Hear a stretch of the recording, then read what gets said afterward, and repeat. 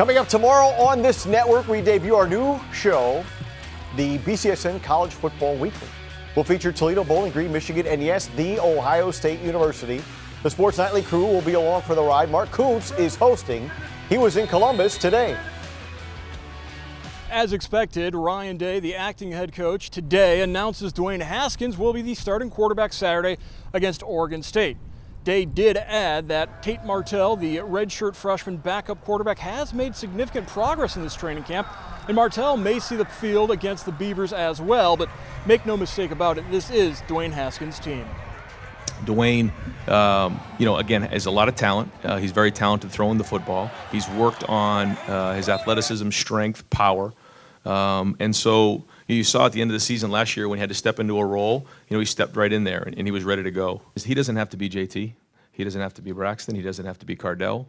And all the quarterbacks, they have to be themselves. You have to find your own way. Now, there are a lot of things that leaders have in common, and we share those and talk about those. But along the way, you have to find your own way, and that's been the message. But the biggest question mark around this Ohio State program is how will they react without Urban Meyer on the sidelines? As for Greg Schiano, the defensive coordinator and assistant head coach, he has complete confidence in Ryan Day. The first 2 days he was trying to do the organizational, perfunctory things, and then when he spoke to the team, he spoke from his heart that third day, and from there on, that's the way he's been running the football team. And I'd be remiss. I'm so impressed just working underneath and observing him and trying to help him that he's got the it.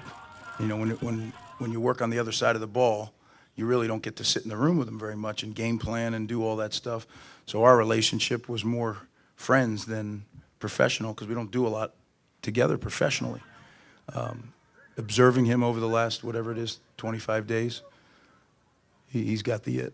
Because my goal has been just to keep this thing going. And I think when you come out to practice, you would see that the team is running just like if Coach was here. We've kept everything intact, and so that's been the goal along the way.